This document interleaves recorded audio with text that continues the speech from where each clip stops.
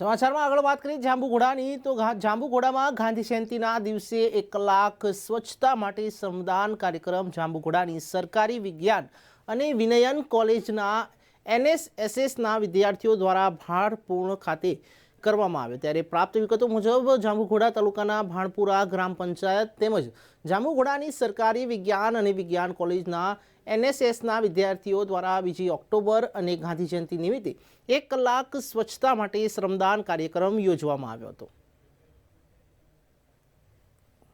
2 October એટલે પૂજ્ય મહાત્મા ગાંધીજીની જન્મજયંતિનો દિવસ।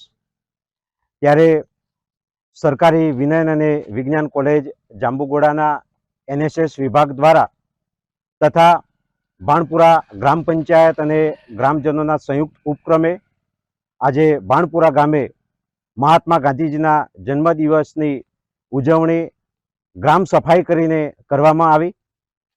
મહાત્મા ગાંધીજીએ આઝાદી દેશને અપાવી, એની સાથે સાથે સ્વચ્છતાનો સંદેશ એ સમગ્ર દેશને આપ્યો છે, ગંદકી નાબૂદ કરવાનો સંદેશ સમગ્ર દેશને આપ્યો છે। ત્યારે મહાત્મા ગાંધીજીના આ કાર્યને આજે આપણા વર્તમાન માનનીય વડાપ્રધાન શ્રી અને વૈશ્વિક નેતા આગળ ધપાવી રહ્યા છે અને તેમનું સૂચન છે કે મહાત્મા ગાંધીજીનો જન્મદિવસ સમગ્ર દેશમાં સ્વચ્છતા અભિયાન તરીકે ઉજવવામાં આવે।